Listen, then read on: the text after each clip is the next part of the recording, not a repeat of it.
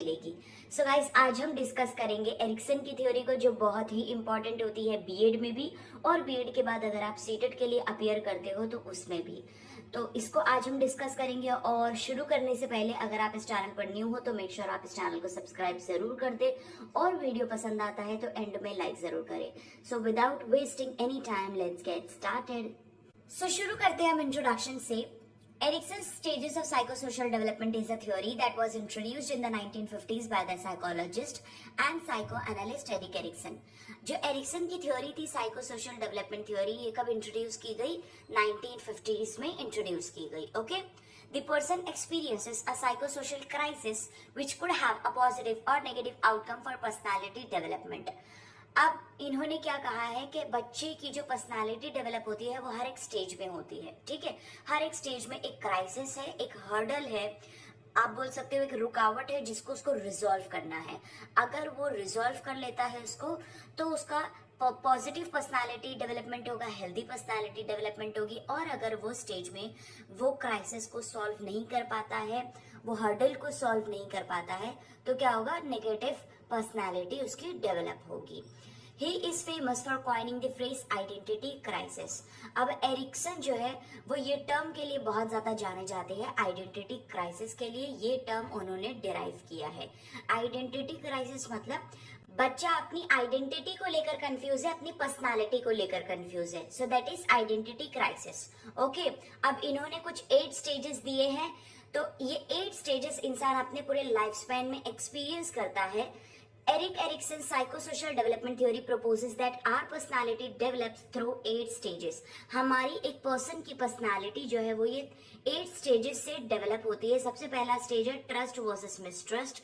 Second stage is autonomy versus shame and doubt. Third stage is initiative versus guilt.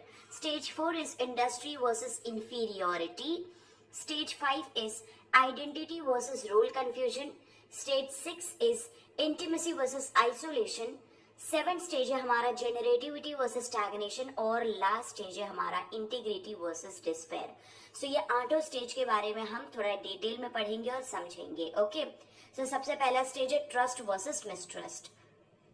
Occurs between birth to 18 months of age. तो ये कब होता है? Birth से लेके 18 महीने तक, जिसको हम इन्फेंसी पीरियड भी कहते हैं। वर्च्यू है यहाँ पे होप, और इम्पोर्टेंट इवेंट है फीडिंग। इसको हम समझते हैं भी।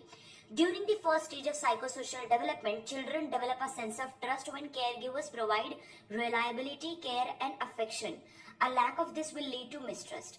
अब देखो यहाँ पर बच्चा जो है वो टोटली डिपेंडेंट होता है अदर्स पे। किस पे? अपने पेरेंट्स पे या फिर अपने केयर गिवर्स पे, है ना। तो यहाँ पर जो है माँ जो होती है वो बच्चे को फीड करती है, और फीड अगर सही से करती है तो बच्चे के अंदर एक ट्रस्ट डेवलप होता है, ट्रस्ट बिल्डअप होता है। अगर उसका सही से ख्याल रखा जाता है, उसकी सही से देखभाल की जाती है, तो उसके अंदर ट्रस्ट डेवलप होता है थ्रू फीडिंग। और अगर ऐसा नहीं होता है, अगर उसको सही से फीड नहीं किया जाता है, उसका ख्याल नहीं रखा जाता है, तो उसके अंदर मिसट्रस्ट आने लगता है। क्लियर है? तो अगर उसका सही से ख्याल रखा जाएगा तो उसके अंदर एक होप आएगी। होप मतलब एक उम्मीद जागेगी कि हाँ, अगर मैं कोई मुश्किल में आता हूँ तो मेरे लिए कोई है, मुझे संभालने कोई है, ठीक है, उसका ख्याल रखने कोई है। तो वो होप उसके अंदर, एक उम्मीद उसके अंदर जागती है। लेकिन अगर ऐसा नहीं होगा तो उसके अंदर मिसट्रस्ट आने लगेगा, अपने वर्ल्ड को लेकर, अपने सराउंडिंग्स को लेकर, अपने जो है समाज को लेकर। क्लियर हुई बात? सो ये है ट्रस्ट वर्सेस मिसट्रस्ट, जो होती है बर्थ से 18 मंथ्स तक का। Clear? Now the second stage is autonomy versus shame and doubt. अब ये स्टेज होता है 18 महीने से लेकर 3 साल के बीच में, जिसको हम अर्ली चाइल्डहुड पीरियड भी कहते हैं, और जिसमें हमारे आ जाते हैं टॉडलर्स। ओके, वर्च्यू है विल, और इम्पोर्टेंट इवेंट है यहाँ पे toilet training. Now this is the me do it stage. ये स्टेज को मी डू इट स्टेज कहा गया है। क्यों कहा गया है? क्योंकि यहाँ पर बच्चा हर काम, हर चीज खुद से करना चाहता है, इसलिए इसको मी डू इट स्टेज कहा गया है। Children need to develop a sense of personal control over physical skill and a sense of independence. अब यहाँ पर बच्चा अपने एक्शंस को कंट्रोल करना सीख जाता है, और वो चाहता है कि वो हर काम खुद से करे, अपने क्लोथ्स को, अपने ड्रेस को, अपने आउटफिट को खुद से सेलेक्ट करे, चूज करे, भले से वो सिचुएशन से मैच करता हो या ना करता हो, भले से वो जो है चप्पल सही पैर में पहन रहे हैं या नहीं पहन रहे हैं, लेकिन उनको करना है, ठीक है। तो उससे क्या होता है, अ सेंस ऑफ इंडिपेंडेंस उनके अंदर आता है, सेल्फ एस्टीम उनका जो है डेवलप होता है। और अगर ऐसा नहीं होता है, success during this stage of psychosocial development leads to feeling of autonomy. अगर उनको ये स्टेज में सक्सेस मिलती है तो क्या होता है, फीलिंग ऑफ ऑटोनॉमी उनके अंदर डेवलप होती है, मतलब वो इंडिपेंडेंट बनते हैं। और अगर सक्सेस नहीं होते हैं, अनसक्सेसफुल रहते हैं, failure result in feeling of shame and doubt. अगर वो फेल हो जाते हैं ये स्टेज में तो उनको खुद पर जो है डाउट आने लगता है और फीलिंग ऑफ शेम उनके अंदर डेवलप होने लगती है। क्लियर? तो ये स्टेज कब होता है, 18 महीने से लेके 3 साल के बीच में। क्लियर हुई बात? Now the next stage is initiative versus guilt. अब ये स्टेज होता है 3 से 5 साल के बीच में, जिसको हम प्री स्कूल एज कहते हैं, मतलब स्कूल जाने से पहले की जो एज होती है वो। इसको हम प्ले एज कह सकते हैं। वर्षु है यहाँ पे पर्पस और इम्पोर्टेंट इवेंट है यहाँ पे एक्सप्लोरेशन, मतलब यहाँ पे बच्चों को एक्सप्लोर करना होता है। Children begin to assert their power and control over the world through directing play and other social interaction. यहाँ पर प्ले के जरिए, खेलकूद के जरिए, सोशल इंटरेक्शन के जरिए बच्चा एक्सप्लोर करने की कोशिश करता है खुद को। Children who are successful at this stage feel capable and able to lead others. अब जो पेरेंट्स बच्चों को अलाउ करते हैं, इनकरेज करते हैं इस चीज में, तो यहाँ पर बच्चा सक्सेसफुल हो जाता है और अपने आप को काबिल समझता है, केपेबल समझता है और दूसरों को भी लीड करवा सकता है।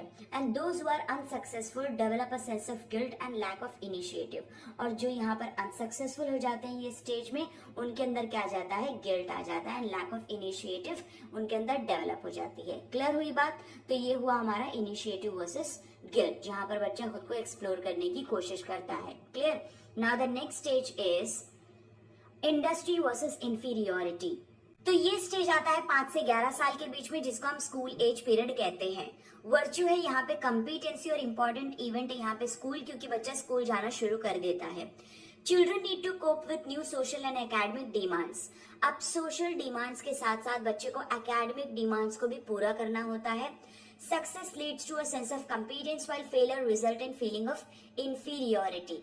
अब बच्चा यहाँ पर ये स्टेज में अपनी हर एक चीज जो है दूसरों के साथ कंपेयर करता है, अपने दोस्तों के साथ कंपेयर करता है। ओके, सो अगर वो अपने स्कूल वर्क में, अपने सोशल एक्टिविटीज में, स्पोर्ट्स में, फैमिली लाइफ में अच्छा करता है तो उसको, उसके अंदर क्या आता है, अ सेंस ऑफ कंपीटेंस उसके अंदर डेवलप होती है, मतलब वो खुद को केपेबल समझता है, वो खुद को काबिल समझता है। लेकिन अगर वो यही सब चीज में फेल हो जाता है तो उसके अंदर इंफीरियोरिटी कॉम्प्लेक्स डेवलप होने लगती है, वो खुद को इंफीरियर समझने लगता है, छोटा समझने लगता है। क्लियर हुई बात? तो ये हो गया industry versus inferiority. Now the next stage is identity versus role confusion. अब ये स्टेज आता है 12 से 18 साल के बीच में, जिसको हम एडोलेसेंस पीरियड कहते हैं। वर्च्यू है यहाँ पे फिडिलिटी और इम्पोर्टेंट इवेंट है यहाँ पे सोशल रिलेशनशिप, क्योंकि यहाँ पर एक इंडिविजुअल सोशल रिलेशनशिप में ज्यादा इन्वॉल्व होता है। Main task is developing a sense of self, also struggle with questions such as who am I and what do I want to do with my life. अब यहाँ पर एक person अपने जो है आइडेंटिटी को लेकर बहुत ज्यादा स्ट्रगल करता है, सर्च करता है, ढूंढता है और बहुत सारे क्वेश्चंस को लेकर भी स्ट्रगल करता है, जैसे कि हु एम आई, मतलब मैं कौन हूँ, and what do I want to do with my life, मैं अपनी लाइफ में क्या करना चाहता हूँ। तो ऐसे क्वेश्चंस को लेकर बहुत ज्यादा वो स्ट्रगल करता है ये स्टेज में। Adolescent who are successful at this stage have a strong sense of identity। जो यहाँ पर ये स्टेज में सक्सेसफुल हो जाते हैं वो अपनी आइडेंटिटी अचीव कर लेते हैं, उनको समझ में आ जाता है कि उनको फ्यूचर में क्या करना है, कैसे करना है। while failure leads to role confusion and a weak sense of self। और जो फेल हो जाते हैं ये स्टेज में, उनको समझ में नहीं आता है कि उनकी आइडेंटिटी क्या है, वो अपने रोल को लेकर कंफ्यूज्ड हो जाते हैं, अपने फ्यूचर को लेकर भी कंफ्यूज्ड हो जाते हैं। ओके, सो यही है identity versus role confusion. Now the next stage is intimacy versus isolation. अब ये स्टेज आता है 19 से 40 साल के बीच में, जिसको हम यंग एडल्टहुड पीरियड कहते हैं। वर्षु है लव और इम्पोर्टेंट इवेंट है यहाँ पर लव रिलेशनशिप, मतलब यहाँ पर एक इंडिविजुअल इंटीमेट रिलेशनशिप बनाने के लिए रेडी रहता है। अगर उसने पहले वाले स्टेज में मतलब आइडेंटिटी वर्सेस रोल कंफ्यूजन में अपनी आइडेंटिटी अचीव कर ली है तो वो अपनी लाइफ को शेयर करने के लिए ये स्टेज में रेडी रहेगा। Okay, young adults need to form intimate loving relationship with other people.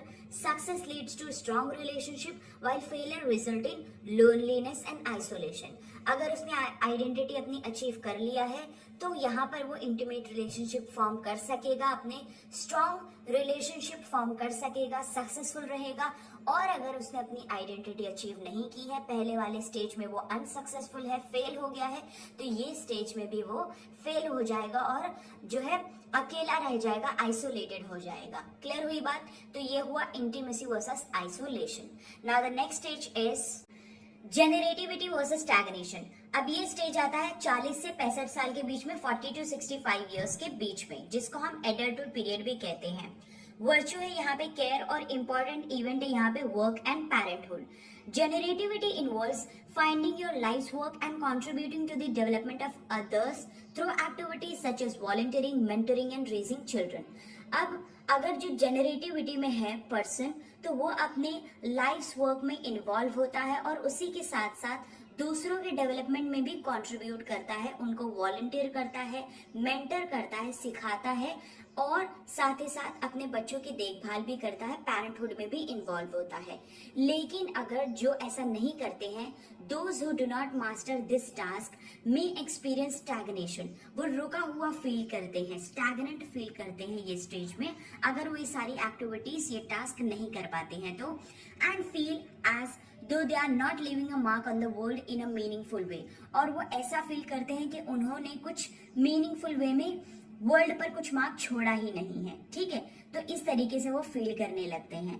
तो जो भी जनरेटिविटी में होता है वो दूसरों के लिए केयर करता है, उनकी देखभाल करता है, और अगर वो ऐसा सब नहीं कर पाते हैं तो वो स्टैग्नेंट फील करने लगते हैं, मतलब रुका हुआ फील करने लगते हैं। Understood? Now the next stage is integrity versus despair, जो कि एरिक्सन की थ्योरी का लास्ट स्टेज है और ये होता है 60 साल से लेकर एंड ऑफ द लाइफ तक का। ये पीरियड को हम ओल्ड एज पीरियड भी कहते हैं। वर्च्यू है यहाँ पे विजडम और इम्पोर्टेंट इवेंट है रिफ्लेक्शन ऑन लाइफ, मतलब एक पर्सन अपनी लाइफ पर रिफ्लेक्ट करता है। Success is in the belief we have achieved our goals and found happiness leading to the feeling of integrity, मतलब यहाँ पर अगर एक इंडिविजुअल अपनी जो है गोल्स को अचीव कर लेता है, अपने हैप्पीनेस फाउंड कर लेता है और ये सब चीज में सक्सेसफुल रहता है तो उसके अंदर फीलिंग ऑफ इंटीग्रिटी डेवलप होती है, वो अपनी चीजों को कंप्लीट समझता है। Okay, on the other hand failure में बी एक्सपीरियंस्ड एज डिस्पेयर, और अगर वो अपने लाइफ में अपने गोल्स को अचीव नहीं किया है, अपने हैप्पीनेस को नहीं ढूंढ पाया, तो यहाँ पर वो क्या एक्सपीरियंस करता है? डिस्पेयर, गिव अप कर देता है and regret over things not done, completed और मिस्टेक्स मेड, और रिग्रेट करता है वो सारी चीजों पर जो उसने अपनी लाइफ में नहीं की है, कंप्लीट नहीं की है, और जो जो मिस्टेक्स किए हैं अपनी लाइफ में, तो ये सारी चीजों को लेकर वो रिग्रेट करता है और गिव अप कर देता है। ओके, सो यही हुआ integrity versus despair. I hope आपको एरिक्सन की थ्योरी के 8 स्टेजेस इस सेशन से क्लियर हुए होंगे। अब हम समझते हैं उसके इस थ्योरी की स्ट्रेंथ क्या है और लिमिटेशन क्या है। So one of the strength of psychosocial theory is that it allows us to emphasize the social nature of human beings. ये थ्योरी ह्यूमन बीइंग के सोशल नेचर को एम्फसाइज करता है, मतलब बच्चों को एक्सप्लोर करने का मौका दो, उनको इनकरेज करो कि वो सोशली भी एक्टिव हो सके। Okay, and the important influence that social relationships have on development, और ये थ्योरी बताता है कि बच्चों के डेवलपमेंट पे सोशल रिलेशनशिप कितना इन्फ्लुएंस करता है, कितना उसका असर होता है। Some research suggest that people who form strong personal identities during adolescence are better capable of forming intimate relationship during early adulthood, मतलब बहुत सारे रिसर्च ये भी सजेस्ट करते हैं कि जो बच्चा जो एडोलेसेंस में अपनी आइडेंटिटी फॉर्म कर लेता है, अचीव कर लेता है, स्ट्रगल करने के बाद अपनी आइडेंटिटी अचीव कर लेता है, तो उसके बाद वाले स्टेज में वो इंटीमेट रिलेशनशिप आसानी से बना सकता है, उसके लिए केपेबल होता है। तो ये स्ट्रेंथ है ये थ्योरी की। लिमिटेशन ये है कि more attention is paid to infancy and childhood than to adult life. Adult life से ज्यादा इन्फेंसी और चाइल्डहुड पे फोकस किया गया है और उसको अटेंशन दिया गया है। It lacks experimental evidences to support it. Experimental evidences कोई नहीं है इसको सपोर्ट करने के लिए ये थ्योरी को, ठीक है। सिर्फ और सिर्फ केस स्टडीज की गई है जो है अलग अलग कल्चर को लेकर, ये थ्योरी को लेकर, ठीक है। तो केस स्टडीज की गई है, कोई भी एक्सपेरिमेंटल एविडेंसेस नहीं है, कोई भी साइंटिफिक रिसर्च नहीं है ये थ्योरी को लेकर। तो ये इसके लिमिटेशंस है। सो आई होप आपको स्ट्रेंथ और लिमिटेशन भी समझ गया होगा। तो यहाँ पर आज का हमारा सेशन गाइस खत्म होता है। अगर आपको ये सेशन पसंद आया तो लाइक जरूर कर देना और चैनल पर न्यू हो तो सब्सक्राइब जरूर कर देना और दोस्तों के साथ भी शेयर कर देना। तो मिलते हैं नेक्स्ट वीडियो में, तब तक के लिए bye, take care of yourself and thanks a lot for watching.